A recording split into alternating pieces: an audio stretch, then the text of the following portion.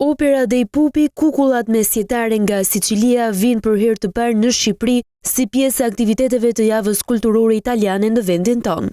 Të kontrolluara nga fijet e marionetave, këto kukulla përfaqësojnë artin antik dhe traditën shekullore siciliane të mbrojtur nga UNESCO dhe mund t'i shihni në skenën e teatrit të kukullave në Tiranë më 4 qershor, mundësuar nga Ambasada e Italisë. Kurri alpin, të cilët përcjellin harmoninë vokale dhe tingullin e veçantë e autentik të maleve të veriut të Italisë, po ashtu vjen në Tiranë për një koncert. Këngëtari i njohur i xhazit Mario Biondi dhe kantautori që ka fituar Sanremon, Mario Venuti, po ashtu do të marrin pjesë me zërat e tyre potent. Ambasadori italian në Shqipëri, Marco Alberti, shpalosi të gjithë programacionin një javor që kremton 80 vjetorin e Republikës së Italisë, mes muzikës, teatrit, filmave dhe ekspozitave të artit.